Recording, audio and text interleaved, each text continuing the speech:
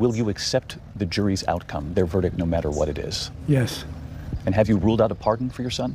Yes. You've also said several times that the president would not pardon or commute the sentence for his son, Hunter. I just want to make sure that that is not going to change over the next 6 months. The president's saying he would not. It's still a no. It's still a no. It will always be a no. It's still a no. It will be a no. It is a no, and I don't have anything else to add. Will he pardon his son? No. This is something that we've seen the left, the Democrats, and in mainstream media do time and time again when they claim to be better and more righteous and more moral, but quickly jump into the mud with everyone else when it benefits them, but try to spin it and gaslight the public as if like, no, this is different, right? So basically they're going back and trying to rewrite history of like, well, no, like, of course he would have pardon Hunter. That's his son. Of course. What are you guys talking about? Like, you crazy, unempathetic Republicans are the ones who don't care that the fact that a father just wants to care for his son. That's not why anybody's upset. We're upset because you lied. You didn't have to lie, because apparently no one believed that Biden was never going to pardon Hunter. Lied to our faces. Maybe you were hoping that Kamala would win and it would just never go to court or see the light of day anyway, but you lied and you tried to play the moral high horse. And it didn't work. Democrats portrayed the president as this great arbiter of morality and truth. They said that he somehow was a better standard bearer for protecting norms and the institutions of our country, and yet that wasn't true.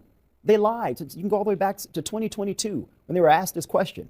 And the White House continuously, consecutively lied over and over and over again. Does the president have any intention of pardoning him? We've been asked that question multiple times. Our answer stands, which is no. They could have simply said, to MJ's point, to Chuck's point, the president isn't going to put his thumb on the scales of justice. He's going to wait. He hasn't made a decision yet. Most people would have expected that. They would have respected that. I think most people, to your point, Chuck, believe if it was my child, I probably would have done the same thing. That's not the issue. Jake, the question here, the burden on the White House, I would argue, is the continuous lies. You said that you were better than this other guy. You criticized the other guy for all of these things, and now your DOJ is committing witch hunts, and this is now politicized. Well, you appointed Merrick Garland. You can't blame Republicans for that. And I will say, if you're Democrats and you're trying to walk this straight line that we're somehow better than Republicans because we care more about the future and state of this democracy, I think that's trash now. No one believes it. No one believes. They've lost all credibility for the facade they portrayed for several years. All of the criticism is valid because, Democrats stand on this moral high ground all the time. And, they act so self-righteous. The reality is he didn't have to say anything in regards to, whether or not, his son wanted to be pardoned. He could have said, hey, man, I'm not focused on that right now. But since they were calling